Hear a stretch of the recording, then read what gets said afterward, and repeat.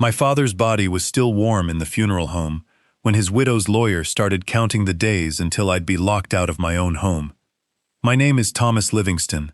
I'm 35, and for most of my life I believed family didn't need a contract. I was wrong, and the lesson cost me a father, a stepmother's mask, and one 4-second silence in a courtroom that I will never forget. My father, Robert Livingston, built Livingston General Contractors out of a used pickup truck, a $12,000 loan from my grandfather, and a stubborn refusal to die poor. By the time I graduated with a civil engineering degree in 2011, he'd turned that truck into a mid-sized commercial construction firm with 110 employees, 2 equipment yards, and a reputation across Maricopa County that men twice his size in business couldn't buy. He wore Wranglers to client meetings. He drove the same Ford F-250 for over a decade. He called a bluff when he saw one and slept 8 hours a night because, in his words, a tired man makes bad decisions. My mother died of a brain aneurysm when I was 13. My father grieved the way strong, quiet men do. Alone, at 2 a.m., radio turned down low in the kitchen. 4 years later, he met Sandra Pewitt. She was 31, 29 years younger than him, recently divorced, sharp-dressed, and warm in that calculated way where you always feel one layer removed from actually being let in. They married in 2009. I was 20, and watching from a careful, polite distance, trying to like her. She was never cruel. She was something harder to name, cordially indifferent, the way a hotel concierge is pleasant to a guest whose name she'll forget by checkout. By 2019, I was a project manager at my father's company, and Sandra had made herself indispensable to it. Not on the construction side, she had no background there, but as office director, handling payroll, vendor relationships, accounts receivable. A desk 3 days a week, a company card. My father bragged that she'd really stepped up. I noticed things. An inflated vendor invoice, a payroll line I didn't recognize, mileage reimbursements for routes that matched no job site we had. In October 2021, I brought it to my father, carefully, as a numbers question, not an accusation against his wife. He looked at me over his kitchen table and said, "Thomas, I'm 64. I'm not going to spend what time I've got auditing my own marriage." I dropped it. I shouldn't have. He was diagnosed with a progressive cardiac condition. In 2022, he had surgery, recovered, slowed down, talked endlessly about retirement, and never took it. He died at home on a Tuesday morning in March 2024, Sandra beside him. I got the call at 6:47 a.m. and made the 20-minute drive from Tempe in considerably less than 20 minutes. He looked peaceful, like a man who'd finally set down something heavy. Sandra was in the kitchen on the phone with the funeral home, her voice already businesslike. I told myself I was being uncharitable. I was grieving. I filed it away anyway. The funeral was Friday. The church was packed with men in work boots and women in black dresses, the whole valley's construction world showing up for a man who'd built things that would outlast every one of them. Sandra cried on cue and thanked people graciously at the reception. Composed, as always. 48 hours later, on Sunday morning, I got an email from a Scottsdale estate attorney named Gerald Marsh, acting on behalf of Sandra Livingston.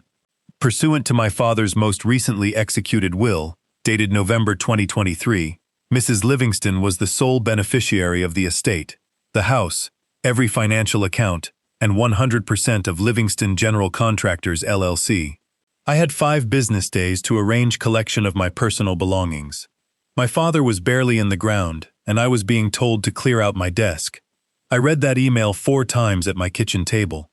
I want to say I got angry. I did, for about 30 seconds. A hot, useless flash of it. Then something colder took over, the same gear I shifted into on job sites when a subcontractor tried to cut a structural corner, and I had 15 seconds to decide how to handle it. I poured coffee. I called Kevin Mercer.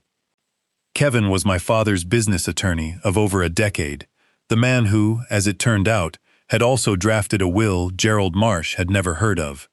"Thomas," he said, when I asked about the November 2023 will, and then went quiet in a way that told me everything before he said a word. "Come into the office tomorrow morning. There are things I need to show you in person." The next day, over 2 cups of coffee neither of us had touched, Kevin laid it out. My father had come to him in September 2023, worried about discrepancies in the books he couldn't explain. No proof yet, just instinct. Over 6 weeks that fall, quietly and entirely legally, my father restructured the company. He converted his ownership into a family trust, the Robert H. Livingston Family Trust, with a separate holding entity underneath it. Kevin was named trustee. I was named beneficiary of operational control. The November 2023 will Sandra's lawyer was waving around was real, valid, properly executed, and it left her the house, the personal accounts, substantial ones, and 100% of an LLC that, as of the October restructuring, held nothing, no equipment, no contracts, no employees, no receivables, no real property. Everything of actual value had already moved into the trust 2 months before my father signed that will. Sandra's lawyer thought he was collecting an empire. He was about to discover his client had inherited a corporate shell worth exactly $0. Kevin looked at me across his desk. She's going to fight this. Marsh will argue your father fraudulently stripped assets to defeat her spousal rights. Can he win? Not easily. The paperwork's clean, the business rationale is documented, and we have an audit trail. But here's what I want you to do. He leaned forward. Don't fight it like a fight. Agree to everything. Let her have exactly what the will says, the house, the accounts, the LLC. Then let Marsh open the LLC's books himself. I flew home that evening and sat on my patio, watching the sun burn orange behind South Mountain. The way Phoenix sunsets never soften anything, they just burn honestly. I thought about my father driving that same truck for 12 years, trusting his gut all the way to the end. I've got it from here, Dad, I said out loud, to no one. 3 days after the funeral, Sandra texted me for the first time ever. She'd never sent me anything warmer than a grocery list before. Thomas, I'd appreciate it if we could handle this like adults. Gerald will be in touch. I set the phone face down and made scrambled eggs. No butter, just heat and patience. The way my father made them every Saturday. I hadn't been able to stop cooking them that way since he died. The following Wednesday, Marsh called Kevin and laid out Sandra's position. Full transfer, immediate, and a promise of scorched earth litigation if we contested anything. Kevin's answer was simple. Thomas Livingston did not intend to contest the will. He would comply in full. There was a pause on Marsh's end. That's reasonable, he said, clearly thrown by the lack of a fight. During those weeks, I kept going into the office. Our operations manager, Doug Carver, 11 years with the company, had been briefed and kept the job sites running without a hitch. Paychecks clearing, projects on schedule, nobody panicking because nobody outside a small circle knew what was actually happening. Sandra had no idea any of it was in motion. I only spoke to her once directly, on a Wednesday in late March, from my truck outside a job site in Mesa. Her voice was warm, careful, dialed up a few notches from her usual concierge tone. I don't want this to be adversarial, she said. Your father loved you. I'd like us to have some mutual respect. I think we can still have a relationship, as family. I think that's a reasonable goal, I said, matching her tone exactly. I finished my sandwich after she hung up, thinking about how in 4 days she'd never used the word. Family. With me again. The hearing was set for early April at Maricopa County Superior Court. I wore a gray blazer and dark jeans, what my father would have called dressed enough, and walked in with the sun already hot on my neck at 8:15 in the morning. Kevin was waiting in the hallway with his associate Paula Webb, the quiet, thorough attorney who'd architected the entire trust structure and looked like someone who'd already run every possible outcome and wasn't worried about any of them. Sandra arrived at 8:40 with Marsh. Black blazer, pearl earrings, dressed like a woman expecting to be confirmed in possession of something enormous. Marsh was tall, silver-haired, competent-looking, in the way expensive attorneys are trained to look. He set his briefcase down like a man who'd already won. The hearing itself was administrative, no jury, no theatrics. The judge confirmed the November will's validity, confirmed I wasn't contesting the transfer, and asked Kevin directly if his client had objections. None, Your Honor, Kevin said. Mr. Livingston is in full agreement. I watched Marsh's shoulders drop half an inch, the tell of a litigator who came dressed for war, and was quietly relieved to find none waiting. The judge approved the transfer and signed the order. That's when Marsh reached for the business asset schedule, the documentation he was required to review on the record before the transfer closed. He opened the folder, turned the first page, turned the second, stopped. I watched his face change the way a structure changes when a load-bearing beam gives out. Not all at once, but in stages, his brain refusing the math for a second before accepting it. He looked up at Kevin. Kevin looked back, entirely still, the way a man looks when he's already memorized every word on every page. Marsh read the line again. Net asset value, 000.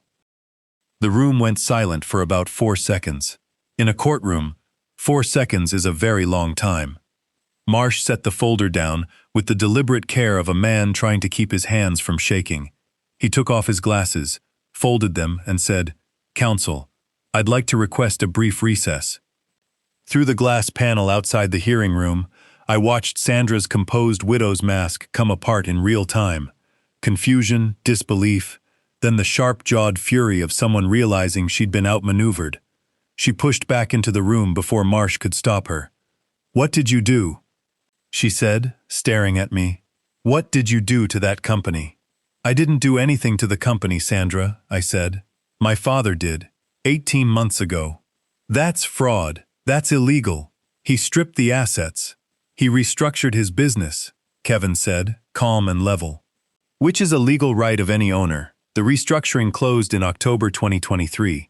The will your client is relying on was signed in November. After that was already done. Mr. Livingston acted entirely within his rights. He did this to cut me out. He did this to protect his business," Kevin said. "Whether that's the same thing to you is a matter of perspective." Marsh got a hand on her arm and steered her back to her seat. The judge returned, the proceedings resumed, and the transfer of Livingston General Contractors LLC, the shell, the letterhead, the zero, was formally completed. Sandra got exactly what the will promised her, nothing more. I didn't feel triumphant. This was never about winning. It was about finishing what my father started.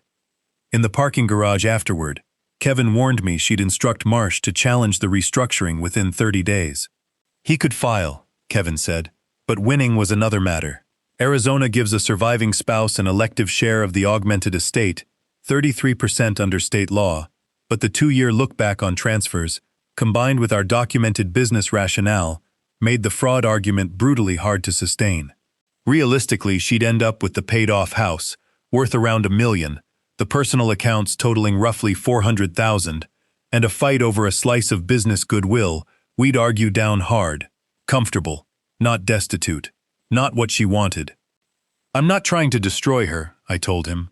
"I just wasn't going to let her take what 110 people depend on." Marsh filed the elective share claim exactly as predicted. Months of depositions and financial forensics followed. Sandra hired a forensic accountant. We hired a better one, and what her own team dug up while hunting for grounds to challenge the restructuring was far worse for her than anything we'd threatened. The same inflated vendor invoices I'd flagged back in 2021 resurfaced under discovery. 14 months of payments to a sole proprietorship with no verifiable address, routed through a Nevada LLC to an account Sandra controlled. $263,000. Kevin didn't leverage it as a threat. He simply filed it with the court as relevant financial history affecting the estate calculation. Marsh withdrew from the case 11 days later, citing a conflict of interest, the polite legal phrase for, "I am not staying in this room for what comes next." Sandra hired a new attorney, sharper and younger, who understood immediately that her client's position had collapsed. Within 3 weeks came a settlement offer. Sandra would drop every remaining claim, keep the house and the personal accounts, and sign away any interest in the trust or the company's operations. In exchange, the misconduct findings would stay out of a criminal referral. Kevin brought it to me on a Tuesday evening, city lights coming up outside his office windows. "It's clean," he said. "She walks away with real assets. You walk away without years of criminal proceedings hanging over the company. Does she deserve that?" Deserve is a theological question. I'm a lawyer. What I can tell you is this protects the business, protects the employees, and closes the chapter." He was right, and I knew it. I signed the settlement on a Wednesday morning in May 2024, 14 weeks after my father's funeral, 11 weeks after a lawyer read one line in a courtroom that changed everything he thought he knew. That afternoon, I drove out to a warehouse project in Deer Valley that Doug had kept running through all of it, steel going up on schedule, concrete already poured, because that's what this company does, regardless of what's happening in a courtroom downtown. I parked, walked the perimeter, watched ironworkers running beams 40 feet up while the sky went that hammered copper-color Phoenix does at the end of the day. I got Doug on the radio. "How's it looking?" "Clean," he said. "North elevation's right where we want it." "Good. Keep it rolling."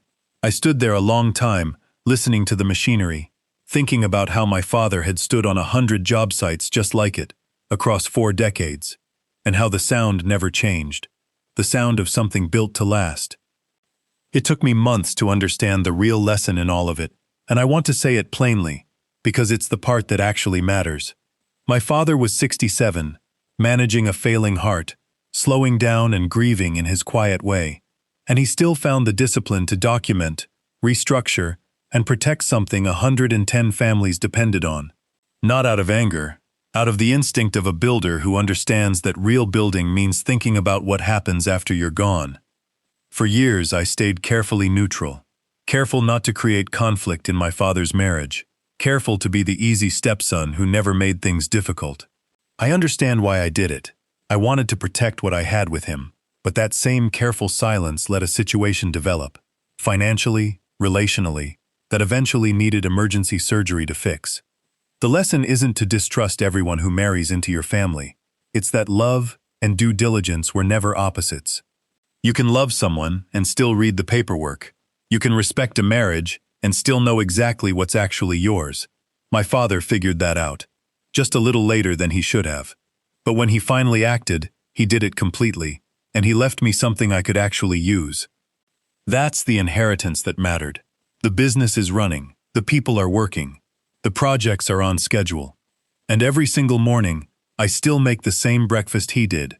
Scrambled eggs, wheat toast, black coffee, no butter, just heat and patience. That's how you build something that lasts.